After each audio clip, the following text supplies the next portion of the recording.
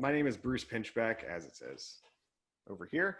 I'm one of the co-founders of the new Tropic, which is a daily email newsletter that talks about all the different issues going on in Miami to help what we call our curious locals live like you live here. It is no secret that transit is a massive issue that our readers care deeply about. And so when we were asked to participate with the Wynwood bid and others on this, it was an immediate yes. Also, it's no secret that Miami-Dade is one of the fastest growing areas in the country. Our transit system hasn't been able to keep up with that rapid growth, and it's resulted in many gaps in our public transit system. Over the past few years, the municipalities such as City of Miami, Coral Gables, and Miami Beach have introduced trolley services to fill some of that. Brightline is building high-speed rail network to connect Miami and Orlando. There's been an explosive growth of new micro-mobility providers ranging from dockless and shared bikes to motorized scooters. Earlier this week, Miami-Dade County was awarded a $100 million federal grant to help fund the 20-mile South Corridor Bus Rapid Transit Project, which will provide faster, more reliable transit service from Florida City and other South Dade communities to Dadeland and the Metro Rail system. It's a very exciting time right now as we kind of figure out where we're going with transit.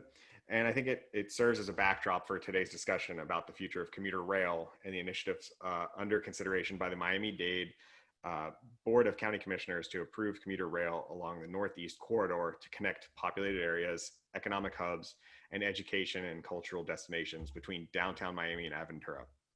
In short, you may soon be able to travel from Florida City to Dadeland to Wynwood to Aventura in a faster, safer, greener way without a car.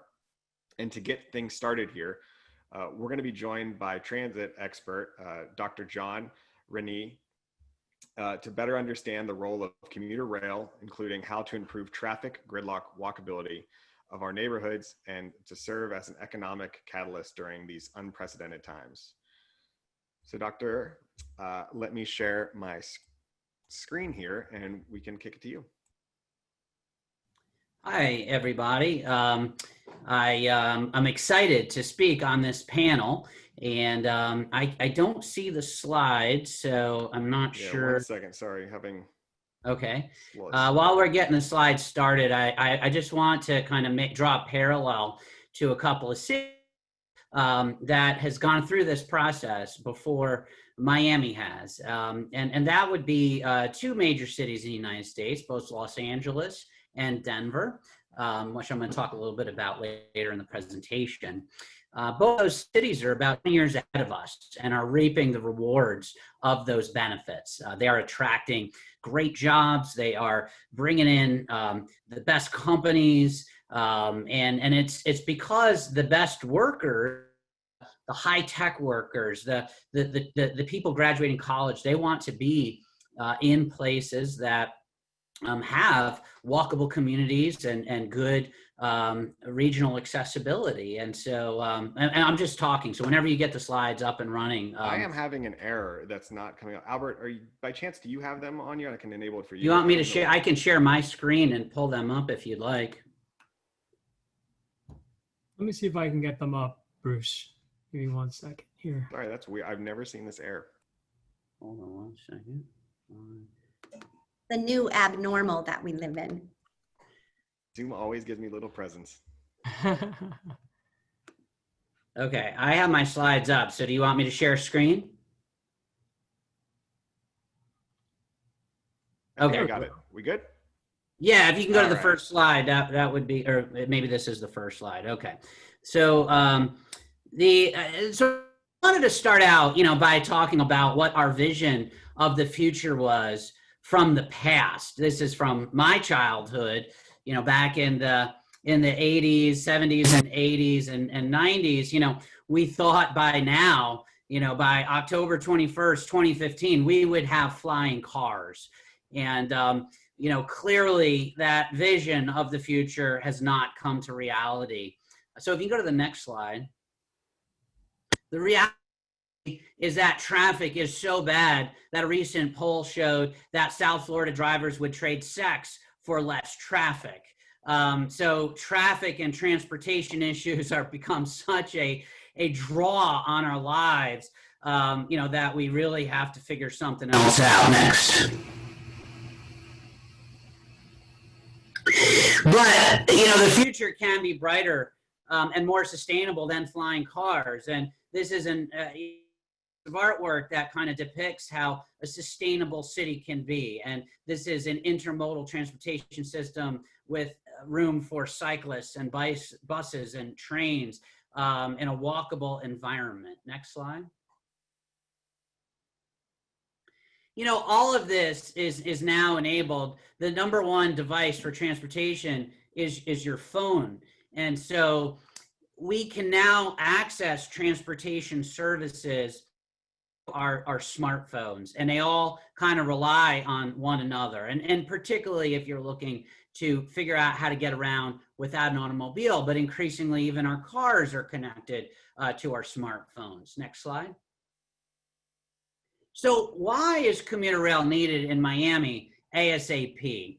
And I'll give you 5 reasons. There's more than this, of course, but the 5 key reasons that I could think of. One is that rail offers a proven alternative to highways.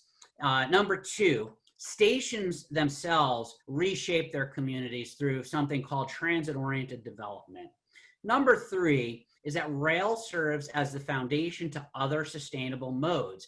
If you want to have walkable communities and bikeable communities and use scooters and Uber and Lyft, and you want to live car-free or minimize the amount of use on a car, all of these modes are great last mile modes, or they might get you a few miles, but you're not going to be able to easily get across parts of our city easily in traffic, even biking or scooters or Uber and Lyft. Having a commuter rail system gives rapid access from key nodal points. The 4th reason is that sustainable modes are proven to reduce carbon emissions, and they support that over sustainable mode travel. So research shows that when you implement rail and TOD and walkable communities, you could reduce car usage by 75–80%, and that reduces carbon emissions. Who is most susceptible to increasing carbon emissions and the impacts of climate change? It's Miami. If we are not the leaders in reducing climate changing carbon emissions, who is going to do it for us? This should be number 1 priority here. And number 5, rail stations generate economic growth. There was a recent competition for the 2nd Amazon headquarters, and they only looked at places that were walkable and had good access to regional rapid transit, including rail. Next slide.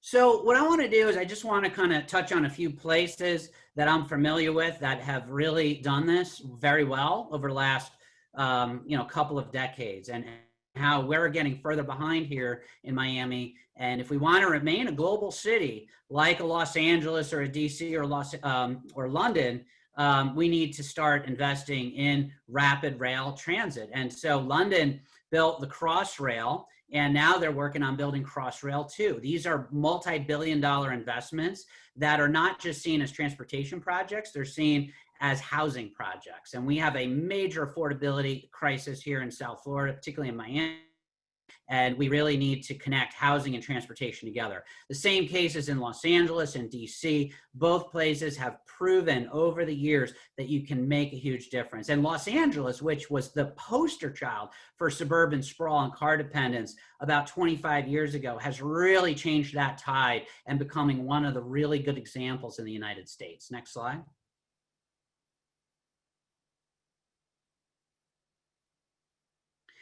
So I want to talk about Denver. I'm very familiar with Denver. Back in 2004, the voters passed an initiative called Fast Tracks. This was called the Eagle P3 project. P3 stands for Public-Private Partnership.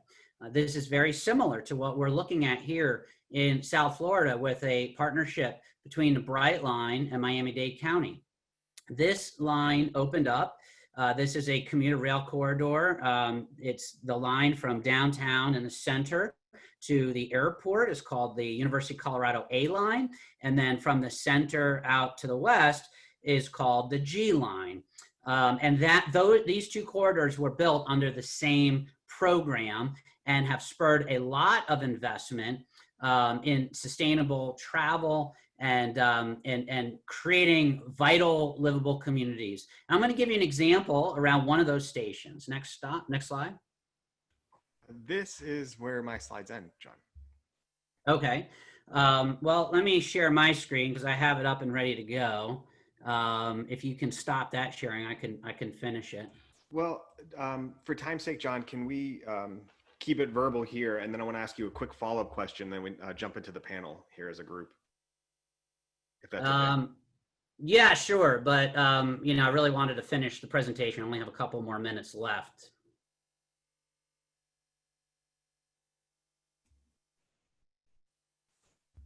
Here, go ahead and try to request it. It should be able to enable it now. Great. Thank you very much. Can you see my slides? Yeah. Okay, great. So this is the G line, and this is an area of Denver not dissimilar to the Northeast Corridor that has areas and a lot of blighted areas. This right here is the corridor leading out of Denver along the northwest corridor out of Denver. This area was mostly industrial, and the area that you see in yellow is a piece of property that I worked on for 10 years. The Clear Creek Transit Village was a very low density, auto-centric industrial location, including all the areas around it. 10 years ago, what we did was we purchased that property in relationship to the construction of the new corridor. And we were able to get the zoning approved and the local financing for local infrastructure in place to create a vibrant, healthy community around it. That has transformed this region. We have now under construction for over 1,000 units on this one 21-acre property. And more importantly, you can see that the property here is located, this 21 acres. The area is all around it. You're talking about another 125 acres around that area that's being unlocked for future development. Armos is actually a development company also out of Miami. And this area is now becoming an incredibly vibrant, economically successful area. Over the next few years, you're going to see tremendous growth in the area. None of that would have happened without the introduction of rail. And so I just want to thank you and note that the public-private partnership aspect of this, the transit-oriented development and the sustainable travel, is a model that could be used here in Miami to unlock a tremendous amount of economic potential and potential for sustainable travel patterns. Thank you very much. Thanks, John. Let's jump into it now then. Commissioner Higgins, welcome to the panel. I'm curious, what are the benefits of introducing additional public transit and rail in particular to Miami-Dade? Well, let's just start with, I think, what we're going to talk the most about, this Northeast corridor, right? Along, for the most part, Biscayne Boulevard, right? Going up along some of our most densely populated neighborhoods. If you live in Aventura and you work in downtown, gridlock can take you an hour and 15 minutes to get here, an hour and 15 minutes to get home if you're commuting to your job in downtown. A train can take 15 minutes. That is a dramatic change in your quality of life, right? You're inheriting 2 hours a day. You don't have to pay for parking, and it's good for the environment. And that's sort of, the end of our county, Miami-Dade County. But when you begin to look all along the way, up and down, there are many neighborhoods that are already densely populated in this sort of new structure of trying to create neighborhoods that are livable, walkable, and workable.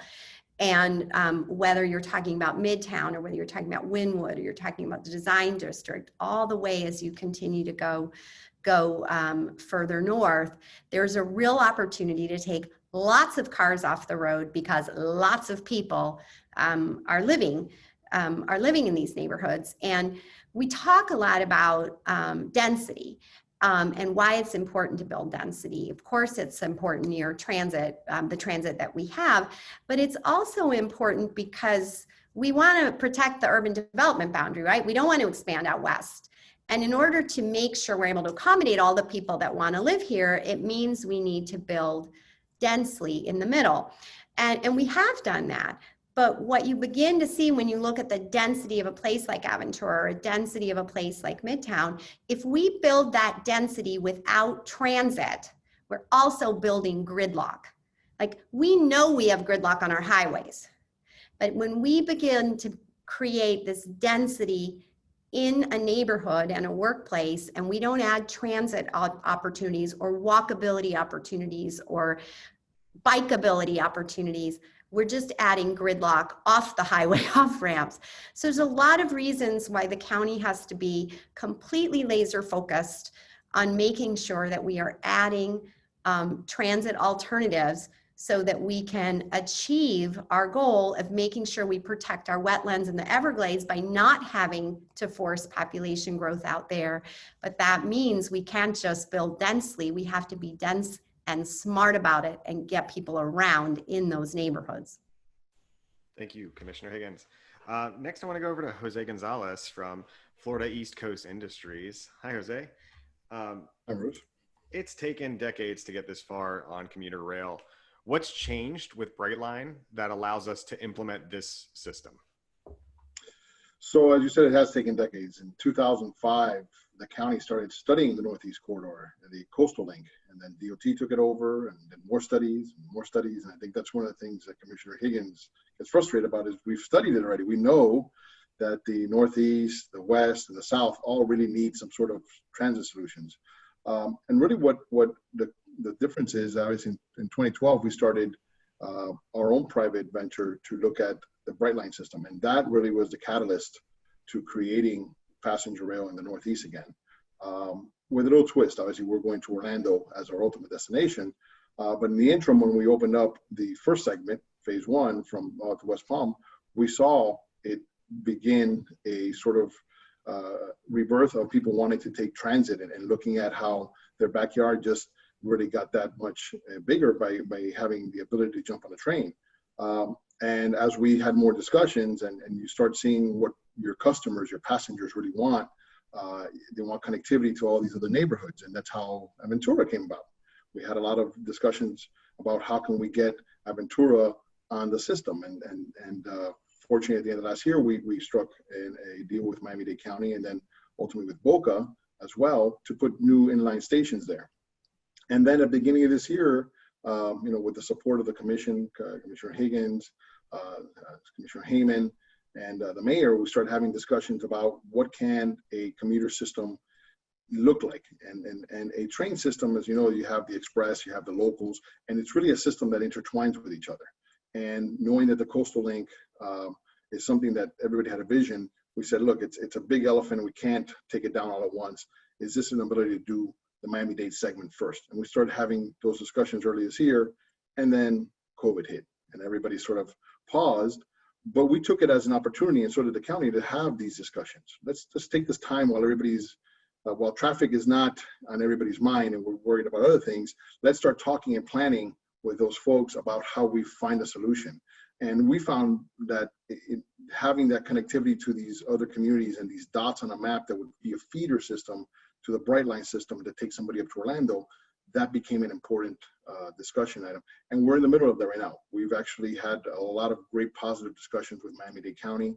We're starting to have them with Broward County and Palm Beach County, because we see the future as a whole system all the way up to Jupiter. But we've got to start somewhere, and Miami-Dade County we're stepped up to the plate, and we're excited about that. Thank you, Jose.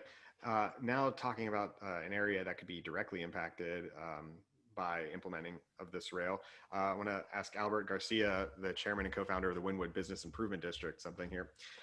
So beyond the opportunity to expand business, what do you see as the greatest social benefit to implementing commuter rail in Wynwood and along the Northeast Corridor? Sure. First, Bruce, thank you for putting this panel together and for really elevating this topic to the new Tropic readers and viewers joining us today. You know, when we think of everything that's already been discussed, right, we all know that traffic is getting worse. I-95 gridlock is only getting worse. Granted, right now with COVID, we're seeing a lot of people working from home, but after all of this passes, which it will, of course, we're going to get right back to where we were. And this is the opportunity to start working through these challenges with a project like this. So let's take a step back and think of where we are as a state and as a region. Right now, here in South Florida, this is one of the most dangerous places for people to walk and to bike in the country, not just in the state of Florida. So when you look at a public transportation system like the one that we're discussing today, that it takes cars off the roads, it promotes walkability in our neighborhoods, and it also generates jobs and economic impact during this great time of crisis.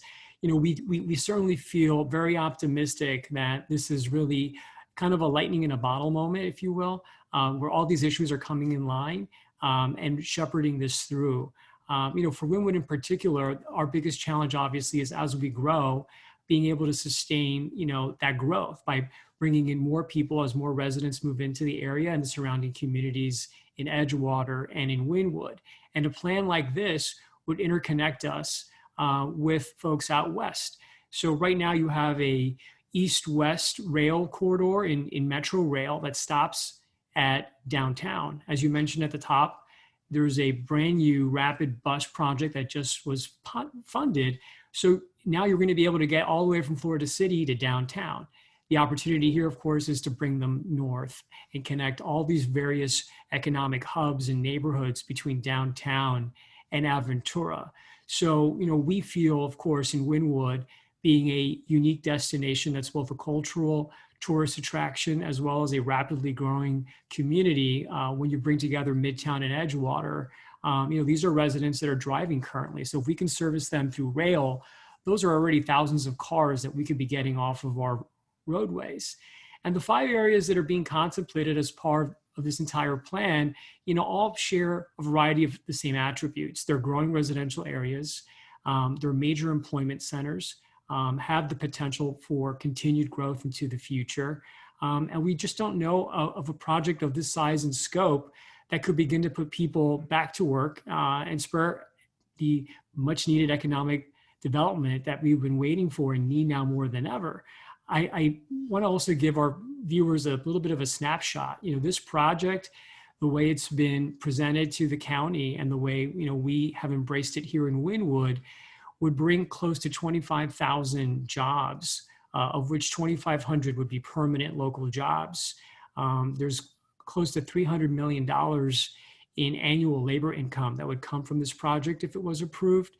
And also there's about I think it's $5.5 million that would go to the county and approximately $7 million that would go to the school system.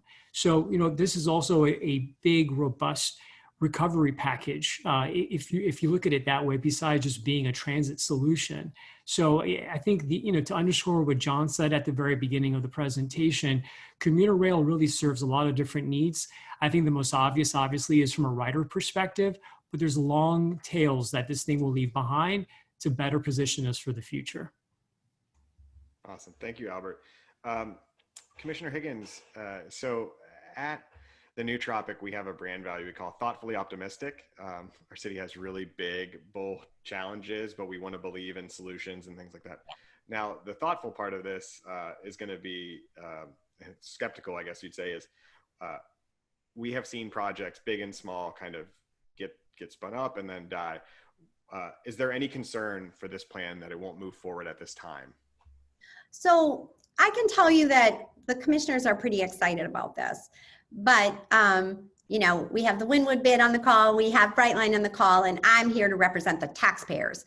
So this is part of the SMART plan. We have multiple corridors, right? We've got to get over to the beach. We need to do this Northeast corridor. We've got the RFPs, I think, just about out for the North corridor. We're about to break ground on the South corridor.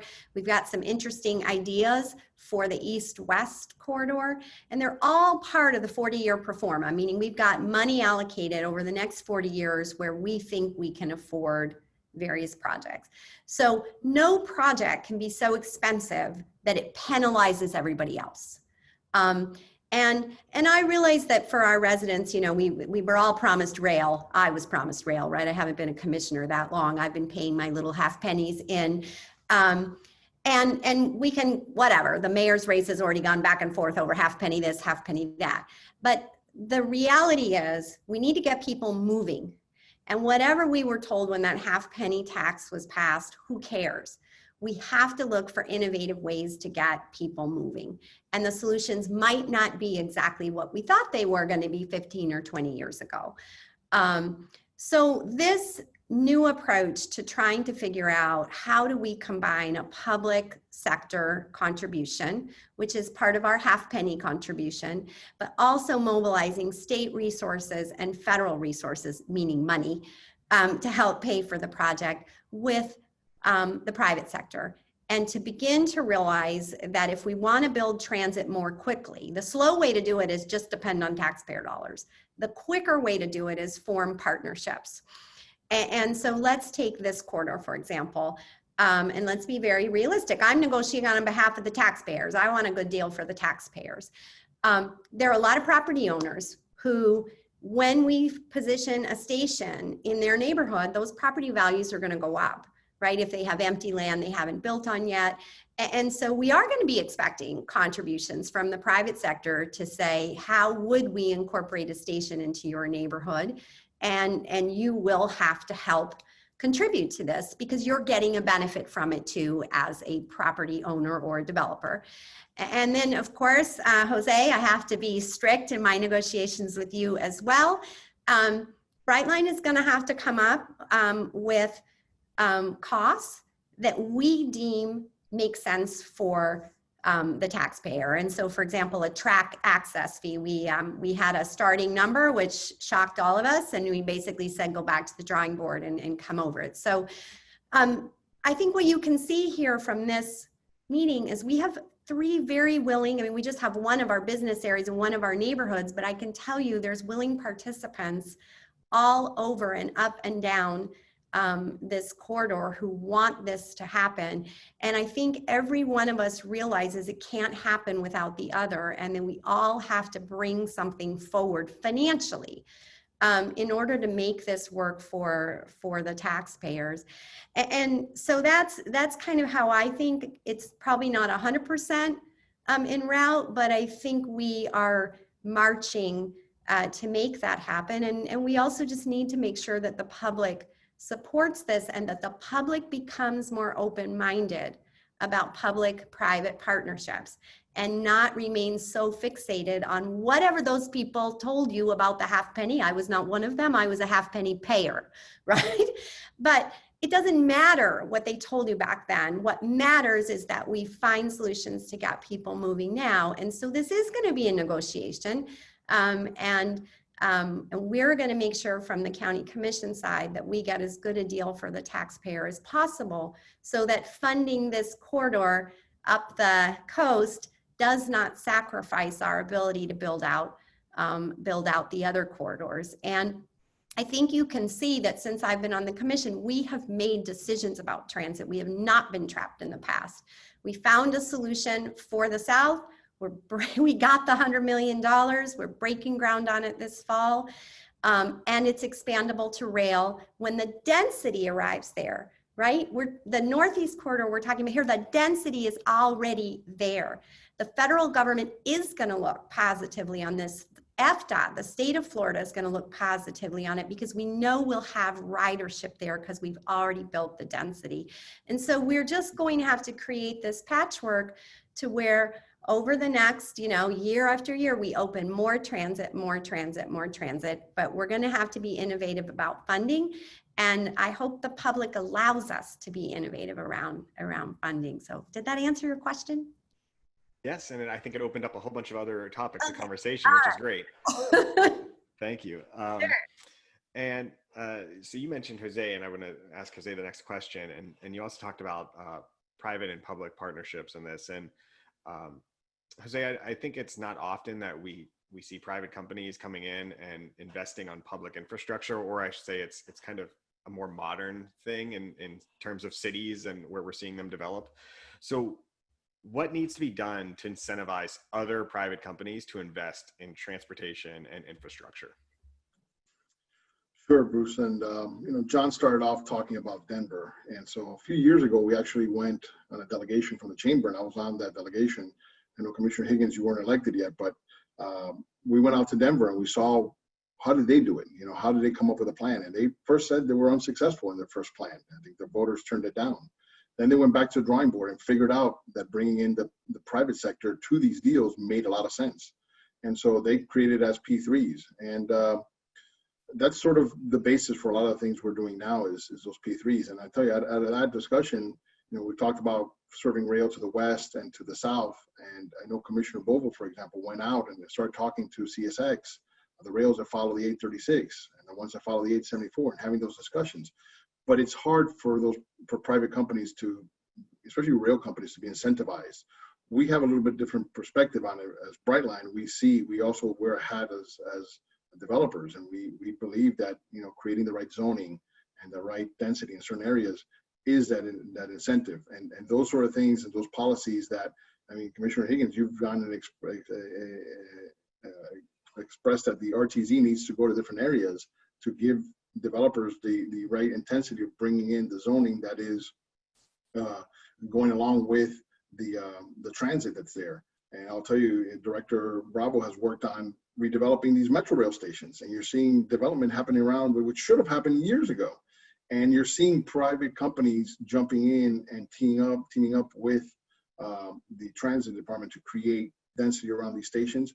And I think coming up with a plan, the smart plan was that, I think that's the backbone of it, but now you're going to marry, and I think the county's working on it, to marry the smart plan along with the land use maps and sort of changing the rules. Some of these rules are very outdated. They were not, transit friendly. They were more car centric. So we have to evolve in that. And as you have companies that see that there is this evolution and this different thought process to how you develop land and intertwine it with transit, you're going to have investment from all levels, whether it's investors that come in with money from New York to invest in and having, or you have companies that are going out there and figuring out ways of creating projects around these hubs. I think that's where you're going to see. And the Northeast Corridor is an example for that. As Commissioner Higgins said, we're working on the access fee for the corridor, right? We'll figure out the rail side of it. The station side of it, I think it's going to be put onto those around it to figure out how the stations get developed. And Albert, I know his group is looking at it. They've talked about the design district. They've talked about North Miami, where Solomia is at. There's a lot of great places that have opportunities for even redevelopment. Remember, most of these areas, Wynwood being part of it, was all industrial because of the rail. So you've got some of these opportunities. And although there is density in the Northeast Corridor, there's still more opportunity to work out what having housing affordability, having land use and transportation all together. It's a big discussion. And I think the positive thing is everybody is looking forward to having those discussions, including the communities that are seeing the transformation in some cases, to be able to say, okay, we need that density. We need that in order to fund the transit. So it's all in together. And again, the commission passed Commissioner Bovo's TIF ordinance, which creates the ability to take that density and reinvest it into transit. So these smart corridors are prime for this, having private companies come in there and invest on that side of it, and in turn invest in transit. So it's all part of a bigger formula, but that's how you attract them, is coming up with this plan. And Denver was a great model of that, with what we call that funding lasagna, where they get money from different places. And that's actually a pretty neat thing to see happen. Well, I love lasagna and I like getting public transit funded. So sign me up for the funding lasagna. John, they've mentioned you a few times now because of the awesome intro you gave us, but I am curious, we talk about like business impact and all these other forms of impact that this type of system can have. But I'm curious, what impact do you think this type of system has on Miami-Dade over the next 10 to 20 years? Well, I think the greater question is not what does the impact have on Miami-Dade over the next 10 or 20 years. I think the question we should be asking is, what's the impact on Miami-Dade if we don't do this? And I can tell you that future is going to be a bleak future. It's going to be a future that our region is going to see lost opportunities for young people to want to move to. It's going to see lost opportunities for corporations to want to open up businesses in, and it's going to see lost opportunities for workforce and affordable housing. So I think when you look at it from, what's the road that we will go down if we continue on the status quo, then you could say maybe we ought to think of trying to change the path and the direction. I give Miami-Dade County's commission my hats off to them, because they have put in hard work in prepping these corridors with the TIF, with a number of zoning improvements and relaxing parking and increasing density. Those are things that you don't see all the time. And you certainly don't see anywhere in the United States a company like the Brightline who's at the table wanting to do that partnership. So I am very hopeful that the future is not going to be the bleak future. It's going to be, the sustainable, hopeful future that we can create. Awesome. Thank you, John. So when I talked about the thoughtfully optimistic and kind of being cautious about these type of projects, Albert, this question's for you. What do you say when people oppose the building of a station or a system? Because I think that's an initial reaction a lot of folks have is, whoa, what's going on? No. And I think, how do you overcome that? Sure. I mean, in most of our conversations, we haven't encountered anyone who's opposed to the station. I mean, we have to remember going back several years, this plan was already approved by the county TPO. It's part of the SMART plan. It's been studied by the Florida Department of Transportation. So this is something that it's not a question of if, but just when and how soon can we implement it. But I think, the question is very fair. People hear this and they assume, oh, who's going to pay for it? Are they going to raise my taxes? Things like that. And as you heard earlier from the commissioner and from Jose, this is a private-public partnership opportunity. Obviously in Wynwood, we recently announced a commitment to fund the initial platform station. And I think there's going to be other stakeholders along this corridor that are similarly going to step up. It's what we heard from the commission earlier this summer to kind of mitigate that concern. But overwhelmingly, the response has been just positive. Last week, the Wynwood bid actually announced that over 40 organizations, these are community-based groups, business leaders, cultural institutions that have come together to form a broad coalition now known as the Northeast Corridor Coalition. And their primary objective is to advocate for commuter rail along this corridor. Some of our members include FIU, University of Miami, Miami-Dade College, the Adrian R. Center, just to name a few. And these are all groups that are not necessarily anchored in the Northeast Corridor. So it's important to understand that while this is where the stations are located, this is going to be a benefit to all of Miami-Dade County residents, as well as our visitors that travel here and are looking for ways to get around that don't include a car. Commuter rail is successful if it's affordable, if it's in line with other mass transit daily commuter rates, stations being located in populated areas and tourist destinations, and have a competitive frequency to cut down on the idle travel time that we currently have with our cars when we're stuck on I-95, for example. So if this initiative can help mitigate and address all of these things and connect these areas, which are right now very disjointed in our current systems, I think you're going to see overwhelming support. I mean, residents are clearly yearning for an alternative to driving that's faster, greener, and safer. And commuter rail is it. Thank you, Albert. Commissioner Higgins, so we last talked at a forum for the candidates, commissioner candidacy, and we talked a lot about the environment. And I wanted to ask you, so can you explain how a transition to a public transit model would help to a public transit model would help translate to a boon for environmental causes and mitigating the gridlock traffic on roadways? So we're behind. I think the professor said it best. When you look at other communities who have really begun to move towards this model, they end up with more one-car families, no-car families. I can tell you, I would not move to a neighborhood that doesn't have some kind of form of transit. That's a personal value that I share. I actually do believe every moment I'm in my car, I'm slowly but surely killing our little planet, our beautiful planet. So I try to take transit, and I'm usually like an 8 out of 10 trips are on transit. And that makes me unique, but on the commission anyway.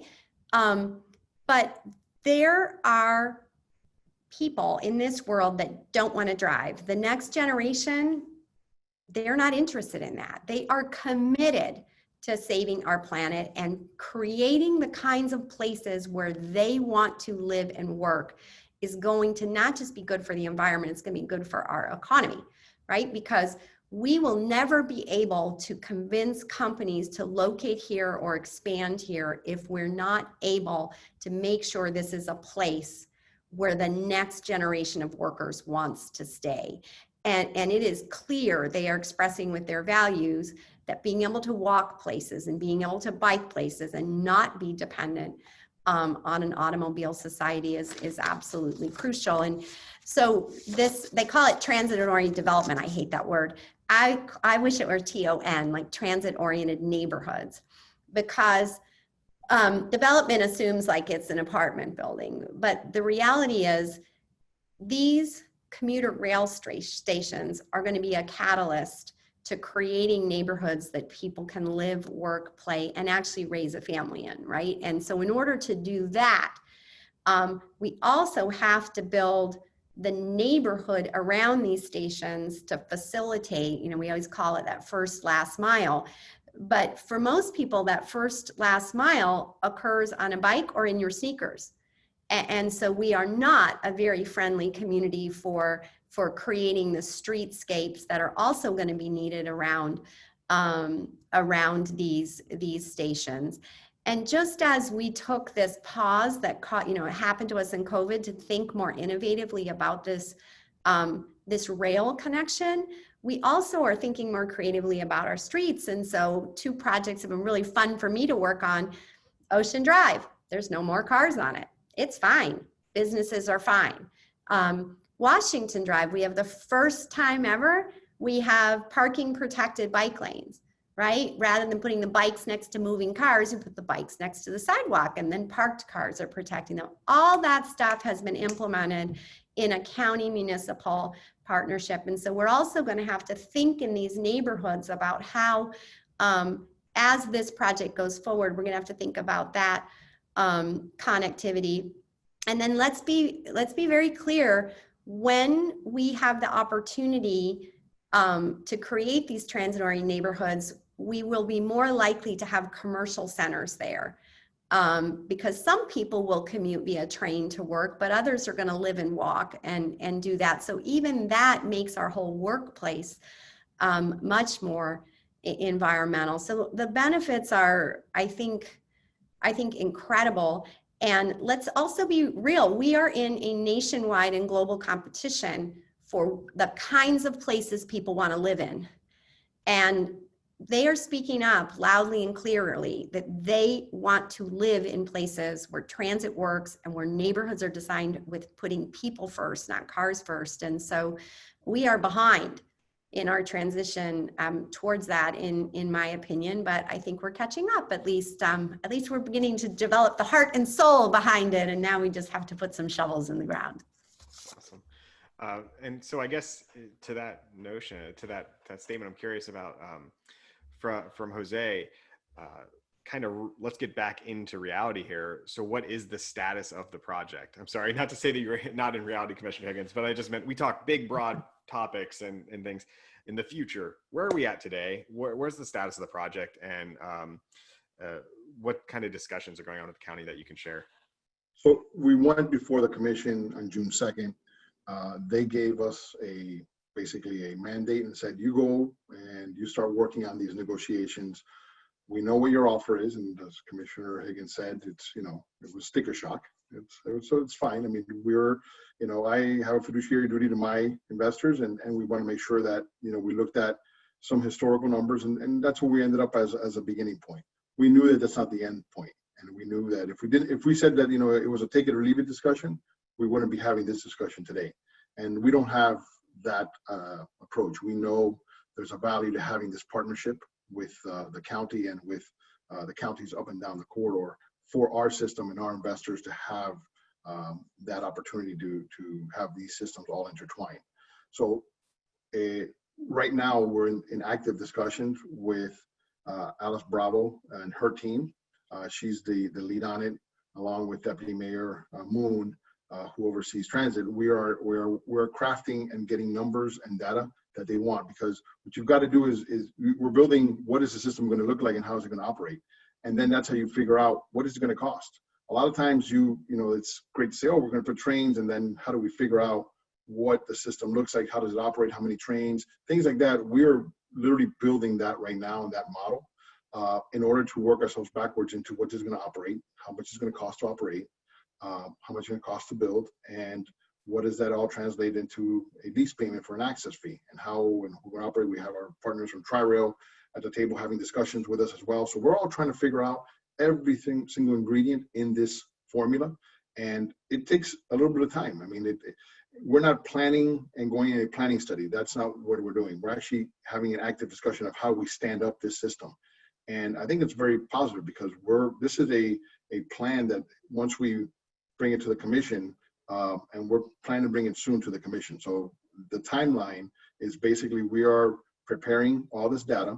It will be presented to the mayor and his senior staff. He will put a memo together that goes in front of the commission, and the commission will have their input on it, vote on it, make changes to it. And that's happening literally in real time. We are having this discussion while we're in the middle of this negotiation, which is culminating to something happening now in September and being brought before the commission to be voted on in the time frame that, you know, we have to work around their schedules for hearings, because there'll be a public hearing, and then we'll have input from the public as well. So it is happening real time, and it's not something that's going to happen next year or 2 years from now. This is happening literally within the next 30 to 45 days.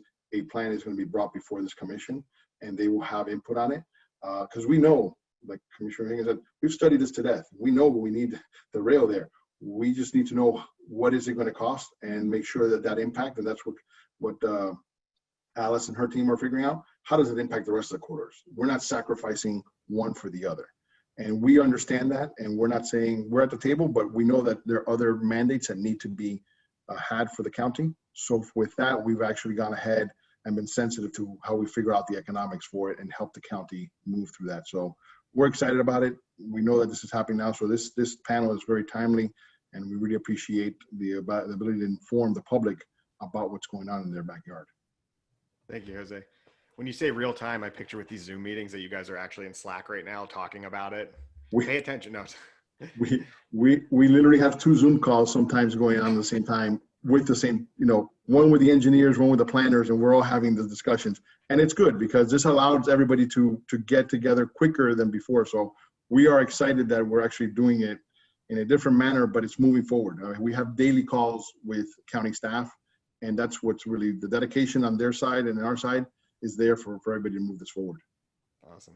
And a quick reminder, go ahead and get your questions in the Q&A or in the chat, and we're going to start doing that in a little bit here. But Albert, okay, so we know that it's in progress. We're getting real-time reports. What happens if it's implemented? What are the next steps? So to piggyback off what Jose just shared, we hope and expect this will get before the county commission in the next week or two, maybe before the end of September. And assuming it gets approved, you know, one of the biggest hurdles with any new project is getting the infrastructure in place. Well, the great thing about this project, again, is that the railway is already there. It's already been built. They have to obviously make some modifications to be able to incorporate the commuter rail service, but that'll allow the construction process to really be expedited, and service could commence as early as 2022. So when we say real time in transit terms, you know, having service ready and having trains in a commuter sense that are beginning to leave the station, so to speak, that's light years. That is super fast from a transit standpoint. So, you know, this would be the first phase, this segment from downtown Miami to Aventura. But as the SMART plan speaks to this, and there's obviously bigger plans beyond this that include Broward and Palm Beach, we expect that commuter service will continue to expand to points north to eventually connect us all the way through to Palm Beach County. So think downtown Miami all the way to Jupiter. So, while we have the Brightline Express service that's going Miami to Orlando, when we talk about the commuter line, that's obviously a very different product, a very different service. And that's the one that's really going to be connecting all of these different hubs and destinations along the East Coast. So we're really excited about that. And I think folks that are tuning in from Broward and Palm Beach should be getting excited as well, because I think that's the next iteration of what this will do if approved.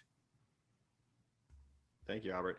Now, we're going to go in some Q&A here, but just in case people start to hop off in between, if we kind of go over time here and everyone's got a million other Zoom meetings to join, how can people get involved and take action and get their voices heard? Sure. Thank you for asking. That's really important. And for everyone that's tuning in today, you've already exhibited an interest in this topic, and now your voice should be heard. So if you go to our website at wynwoodmiami.com/rail, we've created a very simplified tool to allow you to send a message to all of your elected representatives at Miami-Dade County by just hitting one click. You'll be sending an email to the mayor and to all of our county commissioners. So Commissioner Higgins, you're probably already seeing emails coming your way. My apologies, but the residents want to be heard. You need to email me. Yes. So that is definitely a good deal for the taxpayers. There you go. She's reading her emails, folks. So that is the surefire way to get involved today. You don't have to wait until this item is on the agenda, but of course, when that item is listed and the public has been noticed, the next best way to get involved is to tune in and watch and participate in public comments. And you could do that by going to the Miami-Dade County website. So we're going to be updating all of this information at wynwoodmiami.com/rail. And we encourage you to spread the word with your friends and post it on social. This is really a kind of lifetime moment here to make this a reality. So we encourage everybody to take action. Thank you, Albert. Okay, let's jump into some questions. And the first one I'm going to selfishly pick because I can relate to it a lot as an avid hobbyist bicyclist, and I like to walk in my neighborhood. And also, I think with COVID, it's kind of unlocked a lot of potential in our neighborhoods and the street level of like what could be with less cars. So this question comes from Jen Cheek in the chat. How can we move forward with the first and last mile resources now rather than waiting until the stations are constructed? Pedestrian and bike trails should be in place along the tracks already. Who would like to pick that one up? I feel like that's got your name all over it, Commissioner Higgins. Well, I can't speak for along the tracks, but I can speak for everything else. I will say this is a constant source of frustration for me and for, I'm sure, many of you on the call. So there's been quite a bit of progress, particularly in City of Miami Beach, where we have real momentum and commitment. They have prioritized pedestrians first, cyclists second, transit next, and then cars last. But even today, before this call, I had 2 Zooms with 2 different groups to complain about the fact that new designs for the Venetian Causeway, we got to fix the bridges first. Like, let's stay focused. We don't want the bridges to be broken. But once those repairs are made, we get to kind of do some resurfacing, and that I really want those bike lanes to be protected, and we'd like some protected bike lanes to get in, and it is just a battle. But then on the positive note, the county has approved a bike network that begins in downtown in Brickell and connectivity. We were going to do a partnership with the City of Miami where they were going to provide some of the funding, and it's stuck in the City of Miami. So I've actually asked our mayor to just say, can we just go forward where we don't have to wait for the municipal participation? So we should be breaking ground on several lanes of bike lanes, and a lot of them will be protected and possibly by something that looks nice, like planters. And these bike lanes will be connecting already to some major rail corridors. So for example, the Brightline station in downtown and the new Miami World Center that's already there. So I think the momentum is finally building, that our residents are willing to have a little bit of their street taken up for cycling. And I also think COVID has given us the opportunity to do some quick builds, which we did a lot of quick builds, particularly in Miami Beach, and credit goes to DTPW. We literally got everybody together on a call, and we got those approvals down literally within 24 hours versus weeks and months. So, perhaps the pendulum is swinging, and COVID has really given us an opportunity to look at our streets and take them back. I had a call with FDOT today to push forward on the Biscayne Bay lane elimination study, because we really do need Biscayne Bay there's plenty of space on Biscayne Boulevard south of the arena where we don't have a lot of traffic unless there's a game, where we really can put in some more bike infrastructure. So there's momentum, but God, it's slow, and I'm sorry about that.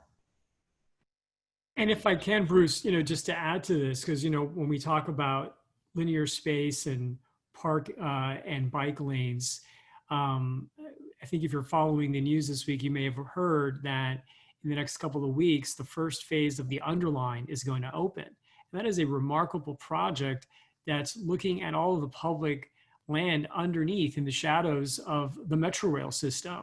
And there's going to be dedicated bike lanes, pedestrian travel lanes, park space. It really is a phenomenal multi-phase project, which has started several years ago, and now we're going to get to actually see the implementation come together. So we're a rapidly growing county, as the commissioner knows, and each city within this county also is taking a unique stab at many of these challenges. So in the city of Miami, for example, we recently endorsed a motorized scooter vendor to be, one of those last mile providers. We're conscious that these are tools that people, crave, but we also have to balance it with our limited bandwidth on our streets. So we don't want these scooters and bikes piling up and blocking sidewalks, for example, and taking parking spaces and creating other hazards. So there's got to be a methodical strategy. But I will say it is very challenging because, we have the county, and then every city has their own transit or transportation person. And while we like to think everybody plays nice, sometimes the sandbox isn't big enough for everybody. And, there's different competing visions. So it's very important for all of us here and for those that are watching to stay engaged on these topics and speak to your elected officials and stay on top of all these different agencies and bodies around the county that are trying to implement, a variety of different solutions, large and small. There is no one size fits all approach to Miami-Dade County transit woes, and I don't think there is for any major city in the country. So it's really a reflection of what we want and how passionate we are about seeing it through. Awesome, thank you. This other question we might be able to talk about, but this is from Marcus Nelson in the Q&A portion over here. And I don't know, Jose, if maybe you can speak to this, but I just think it's kind of interesting. From a technical standpoint, how well suited is Brightline's hardware for commuter service? And maybe we can talk broader about that as well. So the actual system was all modernized with the creation of Brightline. In fact, we've positive train control, which is the system that we're going to need to have in place to have all of these trains working simultaneously, which was a mandate from the Federal Rail Administration. It's going to be finalized shortly. So we're actually in a position from a technology standpoint to be a very modern railroad. And so we've been working with, as Ventura started, we've been working with the county to figure out how we integrate with each other. I mean, the best thing you said is, your phone is going to be your access to a lot of these things. And so we definitely have an app, but we want to be able to have a place where everybody just uses their one app to connect to Tri-Rail, to Metro Rail, and to Brightline. So it's seamless. The easier you make it for the user, the better. So from a hardware perspective, we definitely, in a technology perspective, we are up to speed on it. And it's always evolving. Every day you have something new. I mean, the platform we're on right now, I mean, we weren't using this 6 months ago. Like it was around, but we weren't using it like it is today. And every day it gets better. So we are definitely, from a hardware and software perspective, we're definitely keeping up to speed. And as it modernizes, we want to do that as well. And I think buildings are becoming smart buildings. Their signals, the county did massive investment in their signal systems. All of that is getting intertwined with the rail network, so that when the train arms, the gates are down, the signals act differently. So all these things are intertwined together. As a community, all that infrastructure needs to be put together so that we have a seamless connectivity, so that there is no gridlock, and we have a smart city as it moves along. But I think we're catching up with a lot of that as a city, but we've made a lot of investment and we'll continue to make investments in modernizing it. But the system is ready to accept this. It's just adding these stations and some rail infrastructure to be able to make sure that trains are not stopped and everything's always moving at once. So from that standpoint, we're ready for a commuter system to come on. So like Albert said, I would say 90% of the stuff is in already, and this is probably the low-hanging fruit from that perspective. Awesome, thanks for that context. Another question here, this could be to the group at large, but this is from Billy in the Q&A, and it says, are there obstacles from lobbyists or leaders from other industries at the moment, like car makers? I'd love to know more about that in order to campaign for this intelligently.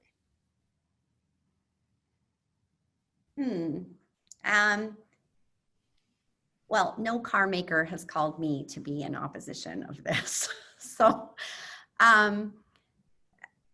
people are going to always have differing points of view about how these kinds of projects should be implemented and who we should work with. Particularly, there's been historical ideas. There's been, is it Metro Rail? Is it this? Is it that? But I think we really are coalescing behind, let's find a solution that's affordable, that's implementable, and just to give you a sense of scale or timeline, if we use the regular process that is completely funded by local tax dollars, state tax dollars, and federal money to get the rating on a project, just to get, do they think it's a high, medium, or low rated project for a rail project, it can take between 5 and 8 years just to get the rating. And once you get that rating, then you can apply for the funds. So often on big rail projects, you can be talking a minimum of 10 to 15 years before you actually, get to go toot toot and go up the tracks. So being innovative in this way can literally cut more than a decade off the process. So I know we're talking about it like it's imminent, but imminent could be 2 years, but in train years and in train project years, that is lightning fast. And we do, so I'm not seeing a lot of resistance. And by the way, we're still asking for some federal money. I've already made some phone calls to a bunch of our congresswomen and congressmen to make sure that they understand that if there's some federal grant money that we can get quickly, we would happily take it. So that it's a good deal for the taxpayers. But I'm not seeing a ton of resistance. We have to explain the project, right? Because people have other ideas in their mind of what they were imagining this to look like. But I don't know if you all are getting resistance, but I certainly have. I guess maybe now that I've said this, people are going to call and resist. I don't know. We'll find out. I'll let you know. I'll chime in on that too. I mean, we haven't heard from any car manufacturers either, but Wynwood is actually home to the Ford Motor Company's autonomous vehicle division for the southeastern United States.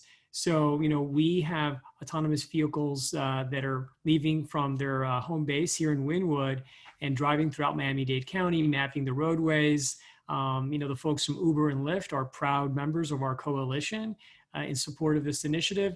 So, cars will continue to play a vital role in transit. To say in absolute terms that all of our highways are going to be empty and roads are going to be empty and everyone's going to be on buses and on rail is, I think, a misunderstanding of how this evolves.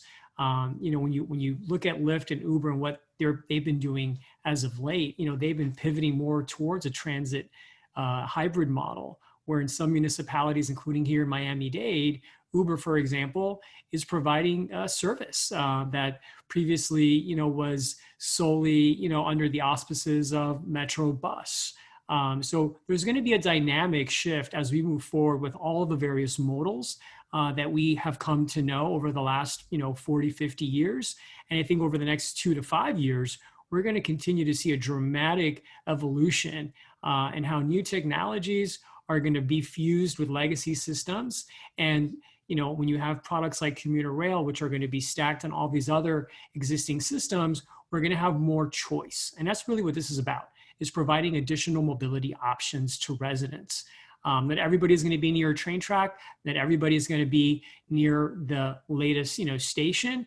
But in the long term, between Metro Rail, Metro Mover, Brightline, Tri-Rail, and this commuter service product, you're going to have more options for rail than ever before. And that's going to complement the existing infrastructure and all the things that we're imagining, for the future. Awesome. Thank you. And we're over time, and I appreciate all of you staying and hanging out with me so we can geek out on transit and talk about this project. And for our attendees with asking some great questions, which hopefully we can share out with the panelists to look at later. Albert, one more time for the people at home, which is everyone, I hope, how can they get involved? wynwoodmiami.com/rail. Best way to get involved, make your voices be heard, speak with your elected officials, and a way to stay tuned for all the latest developments. Thank you all. Have a great day. Thank you, Bruce. And thanks to our panel. Everybody stay safe out there. Have a good day. Thank you. Everybody, try transit when you get a chance. I've been using it even during COVID. It's awesome and clean.